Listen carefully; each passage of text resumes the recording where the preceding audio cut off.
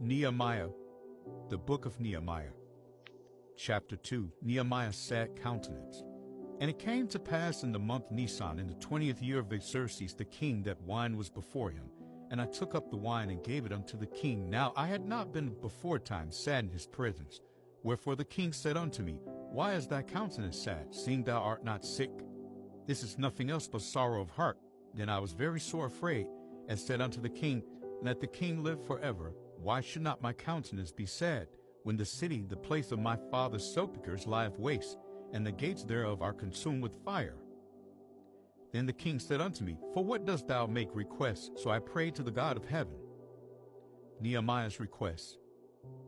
And I said unto the king, If it please the king, and if thy servant have found favor in thy sight, that thou wouldest send me unto Judah, unto the city of my father's sepulchres, that I may build it.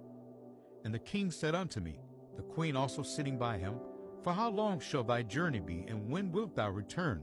So it pleased the king to send me, and I set him a time. Moreover, I said unto the king, If it please the king, let letters be given me to the governors beyond the river, that they may convey me over till I come into Judah.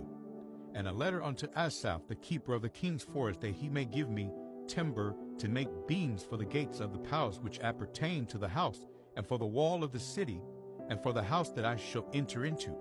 And the king granted me according to the good hand of my God upon me. Then I came to the governors beyond the river, and gave them the king's letters. Now the king had set captains of the army and horsemen with me.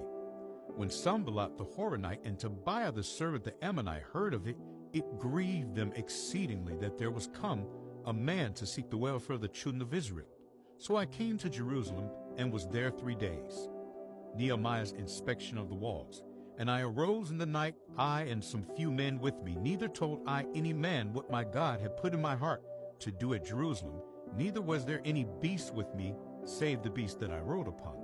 And I went out by night by the gate of the valley, even before the dragon well, into the dung port, and viewed the walls of Jerusalem, which were broken down, and the gates thereof were consumed with fire. Then I went on to the gate of the fountain, and to the king's pool, but there was no place for the beast that was under me to pass. Then went I up in the night by the brook, and viewed the wall, and turned back, and entered by the gate of the valley, and so returned. And the rulers knew not whither I went, or what I did, neither had I as yet told it to the Jews, nor to the priests, nor to the nobles, nor to the rulers, nor to the rest that did the work. Then said I unto them, Ye see the distress that we are in, how Jerusalem lieth waste, and the gates thereof are burned with fire? Come and let us build up the wall of Jerusalem, that we be no more reproach.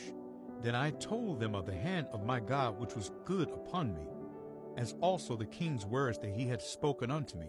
And they said, Let us rise up and build. So they strengthened their hands for this good work.